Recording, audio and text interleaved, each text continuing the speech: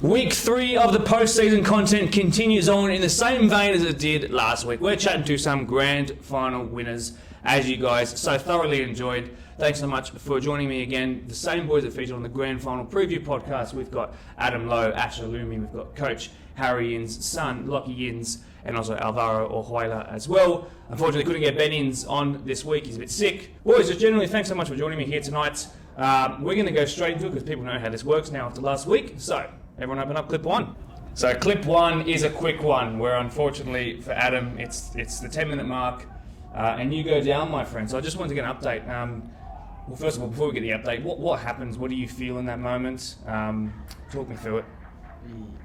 Yeah, I just felt a pop in my hamstring, so I went to the physio the week after, so had a scan, so it's a grade 2 tear, so it was just extremely unlucky.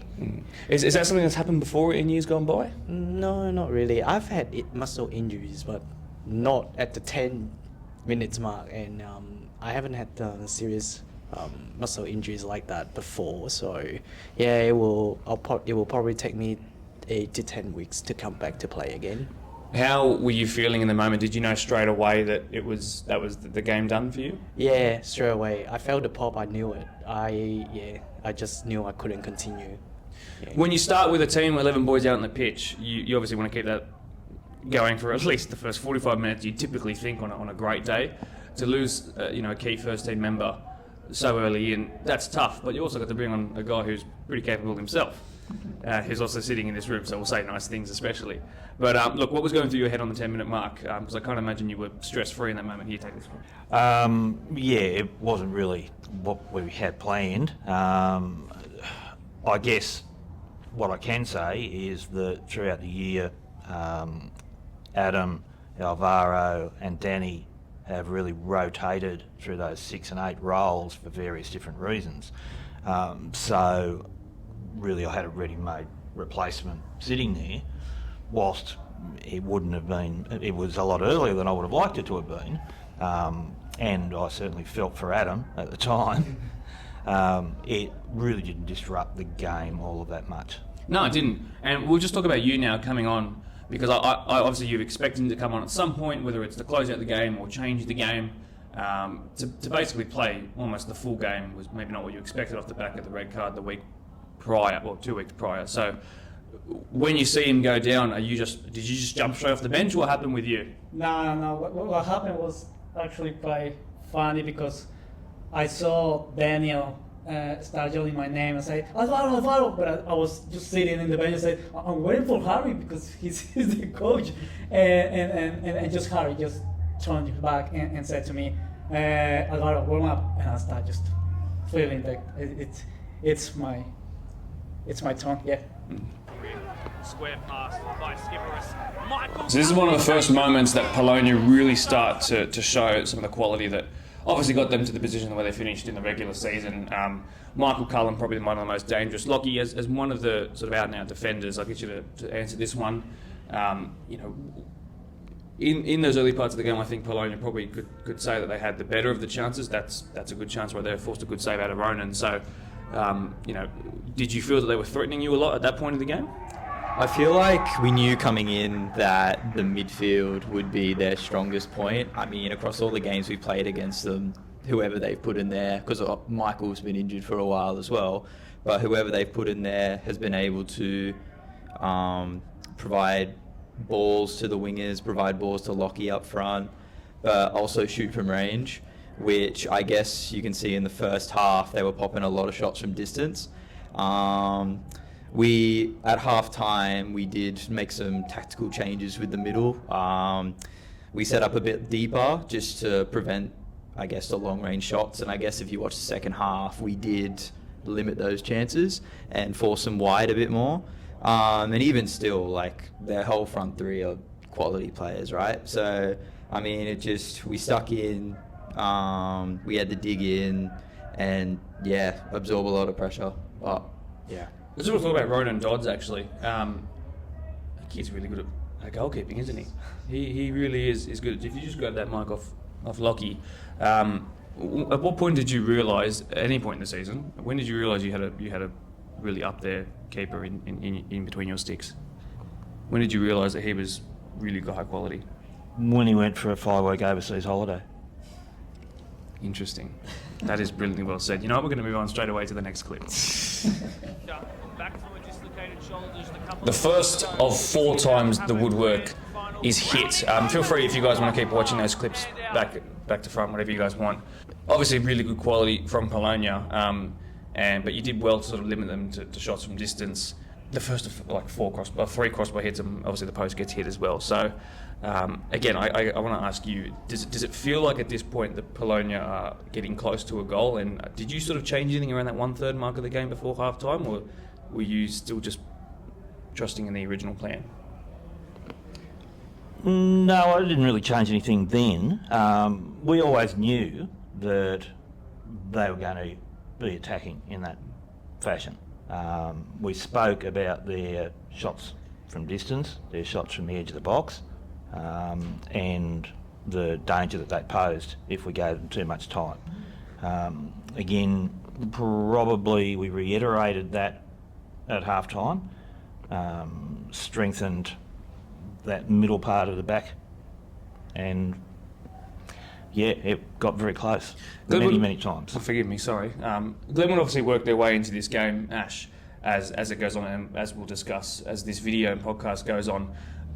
Do you feel like at times you were winning or losing the midfield battle? Do you feel like the momentum shifted throughout the game? The first half was probably a very difficult half for us midfielders, especially losing Adam at that 10-minute mark so early, where his presence is just very haunting to, like, you know, as that 8 role. For me, I would say myself that first half was very challenging, coming against all these experienced players that have been playing in these leagues. This is only my second time playing in these leagues, and the quality that they brought to the game, it was I expected that, but like they exceeded my expectations. So I'm trying to say, and were Glenwood out of it? Not really. I thought that we were in it the whole game, and it turns out that's what happened. You know, like football is all about taking chances, and we took our chances, and that's what happens in football. Certainly. Adam, at this point, like the crossbar's just been hit, so try and focus your mind on that moment there. But are you sitting on the sideline at this point thinking, far right, I wish I was playing? Oh, 100%. Yeah. So, it happens in the game. It's just part of playing football, getting injured. It's just happened to be a pretty bad timing. So I'm still feeling it 2 weeks after the game. Like watching everyone play outside, they did it for me, so I'm grateful. A massive moment in the second half. Yeah, as you can hear by the reactions, it's another big save by Ronan. Michael Cullen sort of wriggles away from you, which doesn't happen often.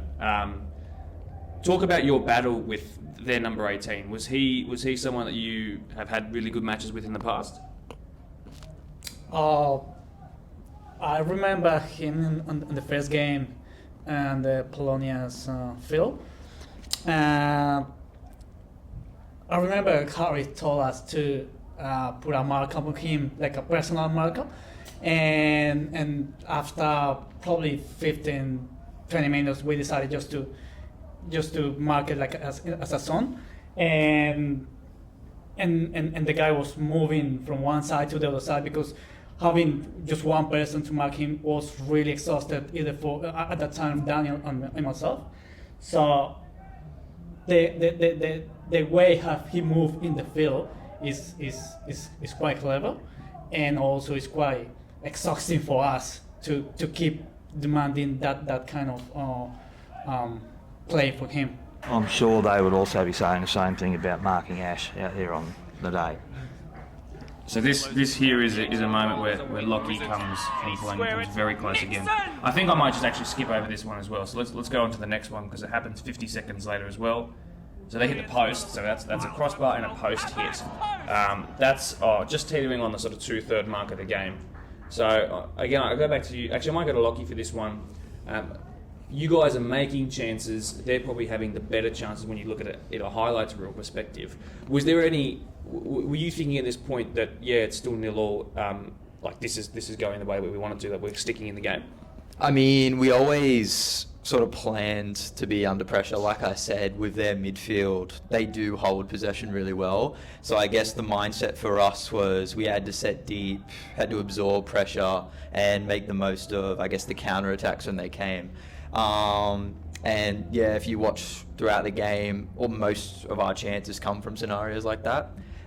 So yeah, we knew that we had to sort of play like that coming into it. You were coming up against a kid that you might not know the name of, but Ashton Fant. He was the right back of Bologna. You're also coming up against Abbas at times, so you had a big job to do as the left back. Personally, how do you feel your game went? Because I think a lot of the chances that we've seen so far have sort of come through the middle. So how do you sort of rate how you went, at least to this point now? Well, last time we played Polonia, it was a night game. We played, Abbas played on my side, and I'm not gonna, he cooked me. Like, yeah. So for me, I guess coming into that game, it was like a personal thing to be better than I was before. And I think maybe he got the better of me once or twice, but majority of the game, we forced them wide and we won the ball out wide. Cameron as well on the other side. And so I think on a whole, the defensive effort from myself, from Cammy, from Jake and Nick was a lot better than in previous.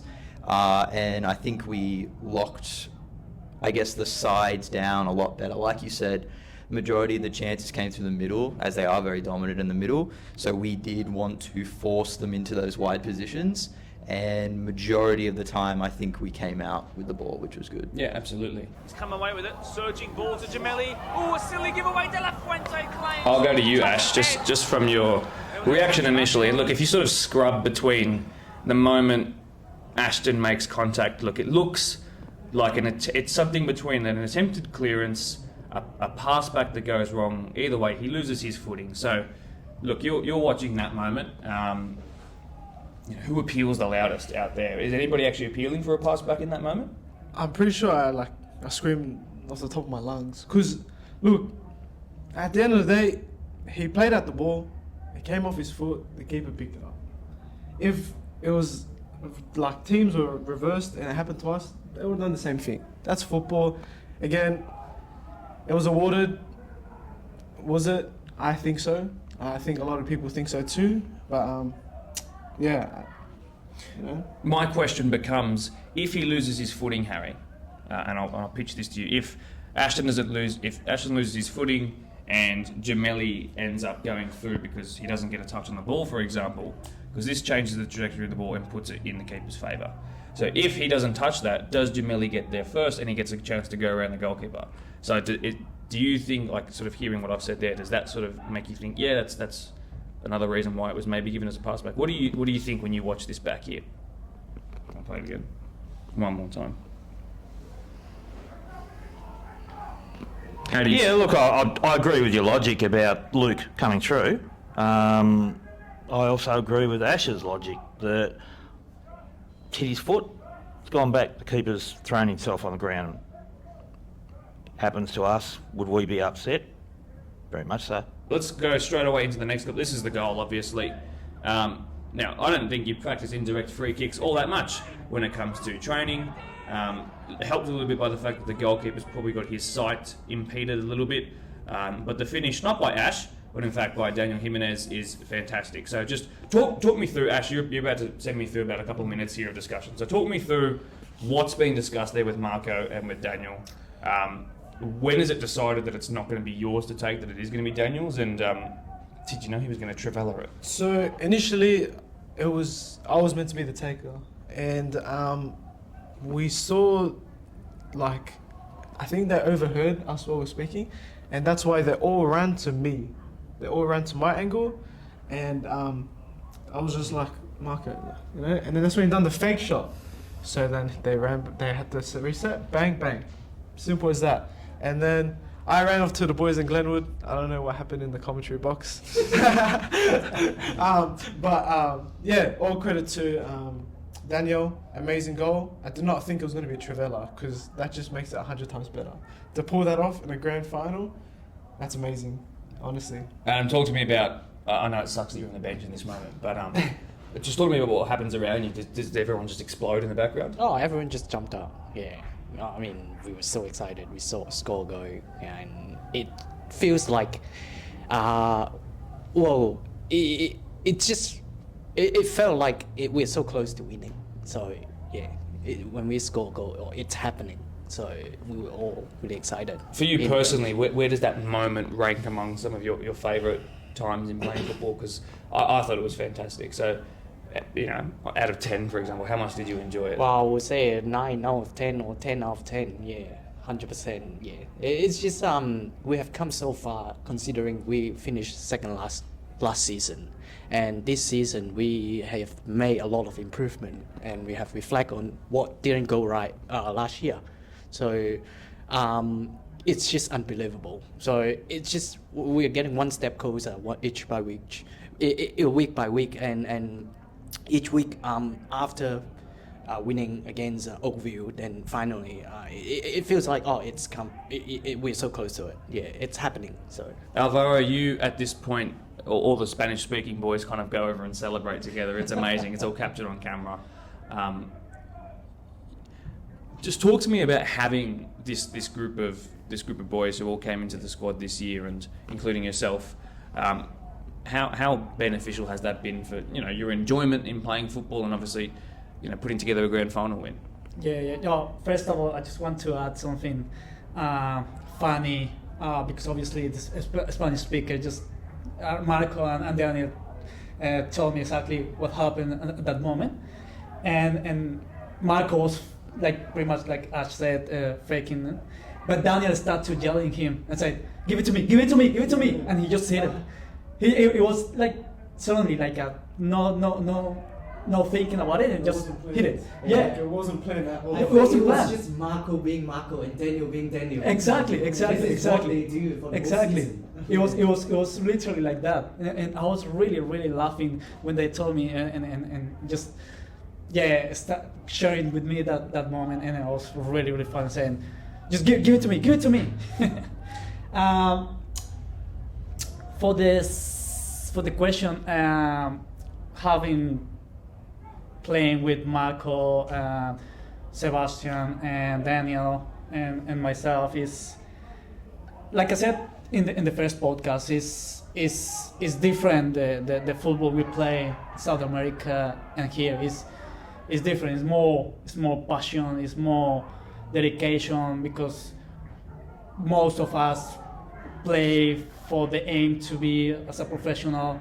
So, and then we came here for looking for opportunities, and having this moment, having this trophy, having this moment of glory for all South American. It's a big moment. It's like a dream coming true for all us. Let's get into some tactics now. Sorry, we've just changed around the camera because Lockie had to leave. To you guys watching along still, is this a point where you decide that this is going to be a one-goal game and this is how it has to go for the rest of the game? Is that what happened on the sideline? How do you see it from your perspective?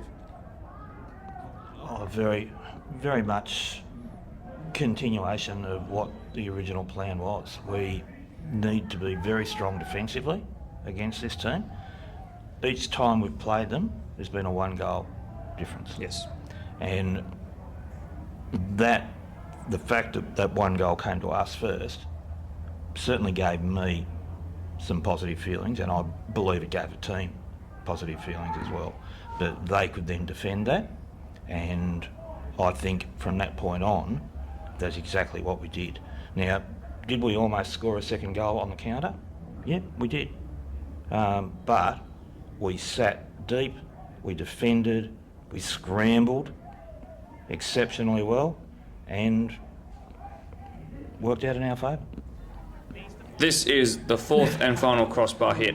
So I'm gonna go to you, Alvaro. We spoke so much about how important this game was for you guys, for you especially. I know how much you wanted to win this game. When you see that and the deflection that doesn't go your way, but then the crossbar hit that does, do you feel like in that moment maybe the football gods are on our side here? Do you know what I mean? Is that how it felt? I think at that point, you don't think too much, to be honest. I think at that point you just want to send the ball out of the goal and send it, I don't know, to the moon and just start it back again and you know, like the structure and form where we used to play at the beginning.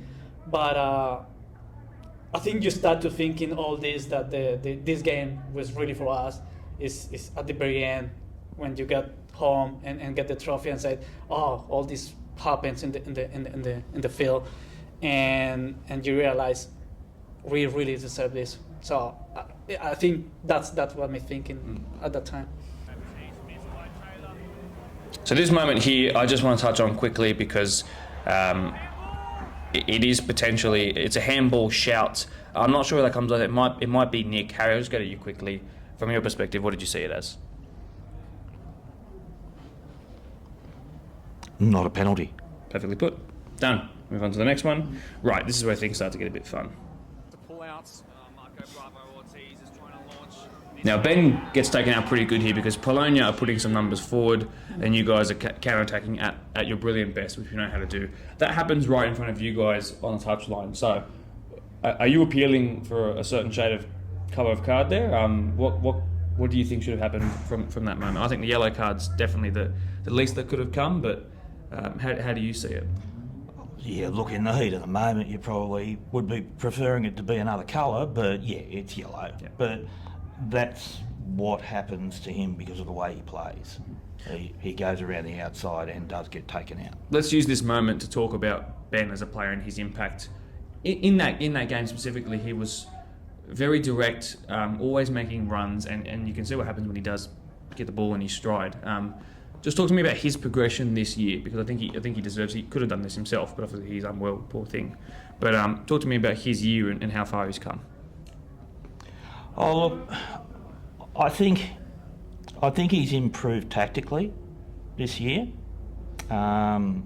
He's always had the ability to put the ball in the back of the net from a variety of angles on the field. His work in pressing and taking the ball off defenders has always been very good. Where I think his off the ball work this year has been his main improvement. To be fair, I think we've talked a lot about off the ball runs, diagonal runs, interchange between the front players, and I think that has had an impact and it's improved his game. Ash, let's bring you into this podcast. Let's go onto this moment here, this next clip. Eventually swung away. Pushed around.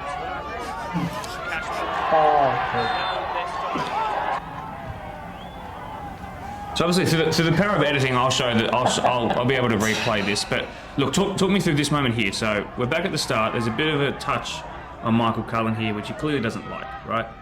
And we'll talk about that in a bit soon.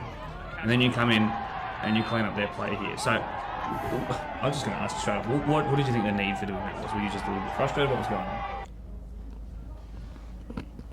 Bro, I thought I got the ball.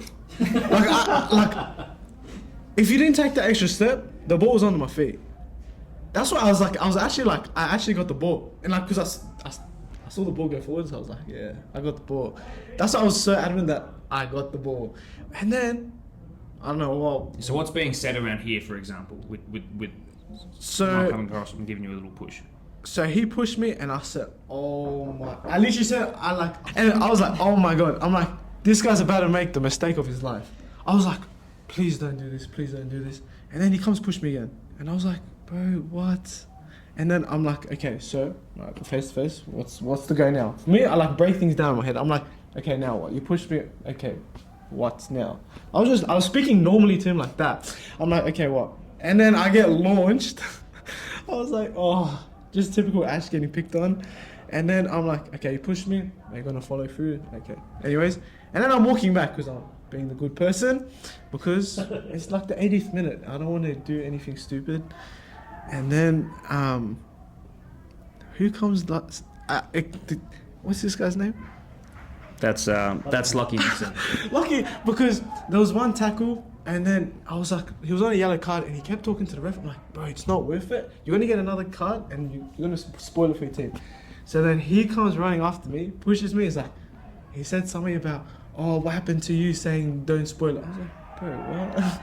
But yeah, I thought I got the ball, but clearly I didn't now. So fair plays to the ref, but yeah. And it's good to watch these things back. So let's actually talk about this next moment here. This is where you really get involved in the best kind of way. You're making a progressive run. You're trying to get past the halfway line. That time, you're the one who gets cleaned up. That time, it's 𝙁𝙗 who puts the hit in. That I remember calling it a captain's challenge. Now, the interesting thing is if you really slow it down here, you actually touch the ball away with the outside of your right boot, I think, before... It's very, very close indeed. But I think the foul and the yellow card's actually originally given to, not on 𝙁𝙗, but actually to the person to his right that might be Singh there, I think. Mm-hmm. So, talk me through that moment there. Did you know you were about to get walloped? So, the thing with me, if you give me space, I'll exploit. And that's exactly what I did. And we were on the break, and There's been a penalty save outside. Sorry for the noise. and yeah, I was on the break, and I honestly threw. With me having space in front of me, I'll rip you into pieces. And unfortunately, I got taken down, and then Adrian touches you on the back of the head there. yeah, I felt someone grab my head, and I was like, I got up immediately. And then I was like, look, you're a bit tired, so that's why I stopped. I was so tired, I stopped. I just stopped. And then I was explaining to the ref, I'm like, what's the go? And then this fella here kicks the ball, but boxing head movement, it's untouchable. If you see that, that's solid head. Did you show your coach afterwards? Yeah, I did. Oh, good. He was proud of me. Alvaro, talk to me about your role in this moment. I'm not trying to say that you're in any way part of some of the pushing and shoving, but obviously as a senior player, it's your job to calm people down in the heat of the moment. So did you take it upon yourself in that moment to try and settle things? And you can see from in the video, I was pretty much the one at the really end trying to keep them calm, because from my experience, I know what the other team in these kind of scenarios trying to do for us. So I start to saying to 𝙭, to Ash, to even Sebastian and Marco as well, to calm down, because this is what they're trying to do. They're trying to exactly, he said those words. This is exactly what they're trying to do. They're trying to get out of the game and then take advantage of that. And I said, just calm down, keep playing as we were playing so far. And that's actually what happened. Just talk to me about the defensive performance. No goals conceded in any of the finals games against the three highest scoring teams outside of yourselves. So just try and summarise how good that back four was in those last couple of games. Oh, look, as we were going through those games and at the end of the final game, one of the things that I kept impressing was clean sheets. 4 clean sheets. Yeah, final round against Newbury, no goals. 1-0, 4-0, 1-0. Defensively, exceptional performance against quality teams. If I was a betting man, I wouldn't put anyone getting 4 clean sheets in a row, let alone 3 of those clean sheets coming in a final series. So, did anything get it? Obviously, you talked about sort of sitting deeper in the second half to allow them to have more shots from distance. But just talk me through what your sort of defensive tactic is. Do you think you tend to be more? Do you encourage the players to be more aggressive in the challenge and win at all costs, or do you prefer to let them sort of sit back? Do you ever have any sort of influence in that sort of sense? Look, I like the concept of them sitting back a little bit. We have some real pace in that back line. That is a strength. Remembering too that we talked about Ronan before, but he wasn't the goalkeeper for 4 of those.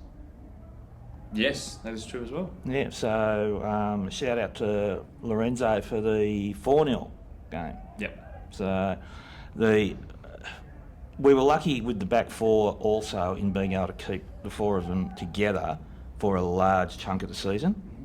And I think their playing together is part of the reason that they were able to perform so well towards the back end. A chance here to win it. I think that's Jake Baptiste in the number 3. One of a couple of chances, one of many chances you guys had to seal the game. Just Adam, just a quick word. When you're watching a chance like that at the 90th minute, coming past, is that like geez, I wish that was me in that position. How desperate are you to try and sub yourself back on? I was, yeah. I mean, I wish I was playing. Yeah. I mean, Afro and I are we're a little bit a different kind of player. So he's more defensive, and I'm better with keeping the ball.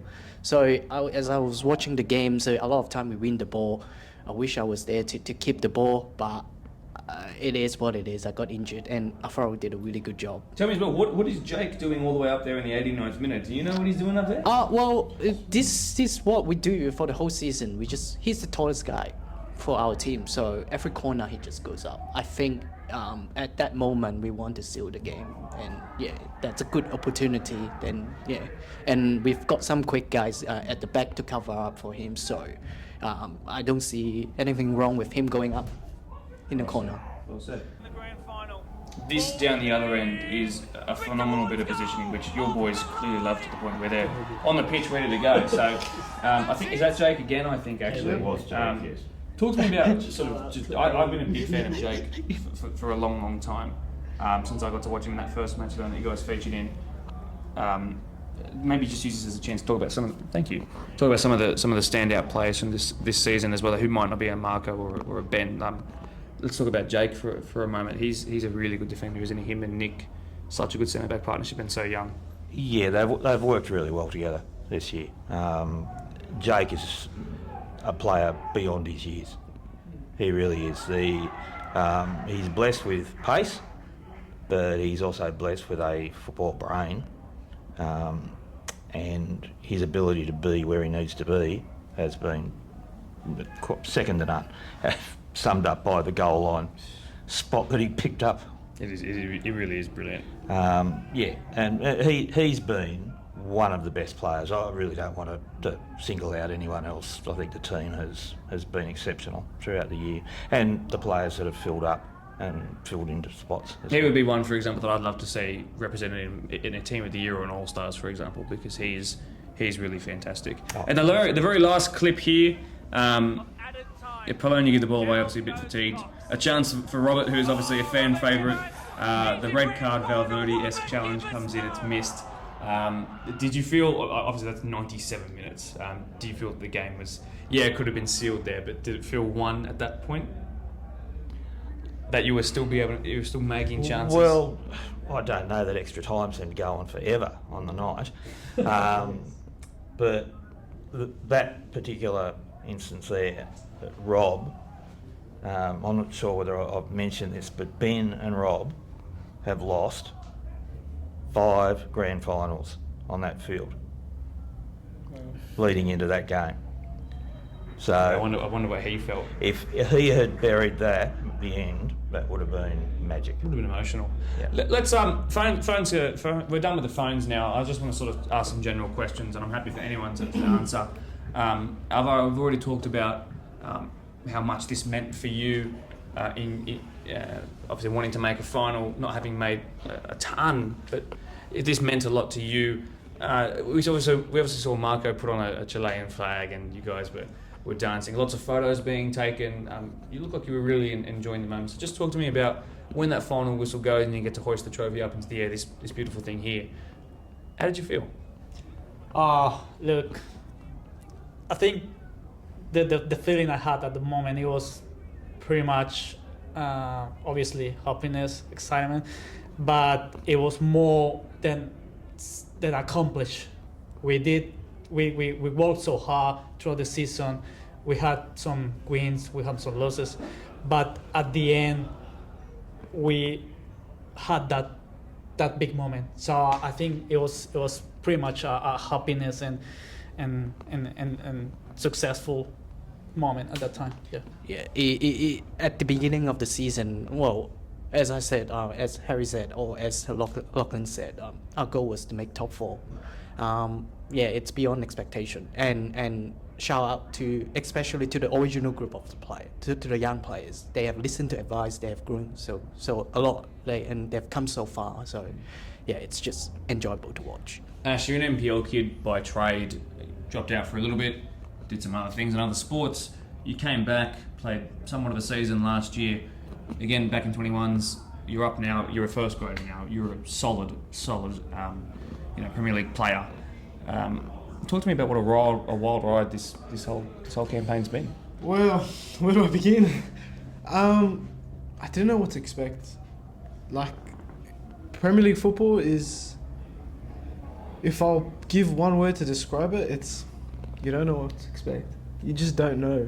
You're coming across some older people that they don't, it's like, that sleeper build. They don't think that, they can ball out, but then they pull out all this stuff. But that's what it goes to show, that you can't buy experience. And honestly, me and Adam used to go clash a lot in games, but I give it to him. He's been an amazing mentor, especially someone behind me. He can see stuff that I don't see. And all credits to the team. We wouldn't have, if, like I said in the podcast before the finals, if everyone does their job, we'll get the job done. You were certainly right. And obviously you spoke a lot and you put a spotlight on you, not just with your performances this season, but what you said that night. And over 1,000 people tuned into that, which was a testament to your bravery. You're only 19, so to have the guile to come on and say things like that, and then perform the way you did. You got the crowd involved. You G'd everyone up around you. Where does that sort of confidence come from? This confidence comes from believing in myself. I think for an individual to succeed, they have to believe in themselves. And it's not really false confidence.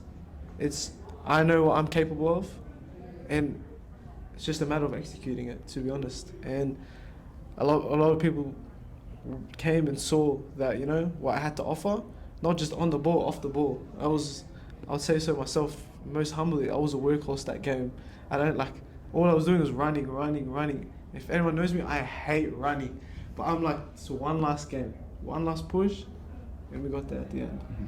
Harry, I've been here and I've watched you go through, sort of a clear out. This is the last question, by the way, so we'll wrap this up. I've watched you go through a clear out. I've watched you be the coach, not be the coach. I've watched coaches work, some not. Some have featured on this podcast before. You took the reins again, and you've been at the head of a team that has a championship and brings another big trophy back to Glenwood. So, for you and your personal satisfaction as a long-time member of the club, someone whose family is the very DNA of the club, how was the Inns household after that Friday night? Very excited. Very excited. I spent a lot of time that Saturday night just walking around out there, just looking and watching and soaking it in, and just enjoying the moment, because it has been hard work, but just to back up what Adam said, to watch the progression of the originals from the original group, what they have learned, how they've benefited from the quality and experience that's come in progressively over the couple of years that are sitting around us, plus others. Just really satisfying, really satisfying. On a personal note, as we do look to wrap this up now, I'm very thankful for what you guys have done tonight in being here. It's been a pleasure to work with you throughout the season, and I hope I get to do that into the future as well, giving us a lot of good memories, especially with this grand final as well. To see you, I know you put hard work in not just for the Premier League system, but at the club. That's a pretty rare occasion where a coach is not just a coach on his own for the Premier League entity, but you're involved in the club in other ways. So is the rest of the family. There's a deep sense of satisfaction and community that comes from this win, and it's nothing against Polonia and their circumstance or their context of how they got there, but I just think the Glenwood story is really wholesome, and long may it continue, because you've really got a concoction of good things, all football related here. So again, thank you. It's 8:29 on a random Wednesday, and you guys are here recording. I really do appreciate it, and thank you for your hard work, and congratulations on winning the trophy. Thanks, mate. Appreciate it. Thank you.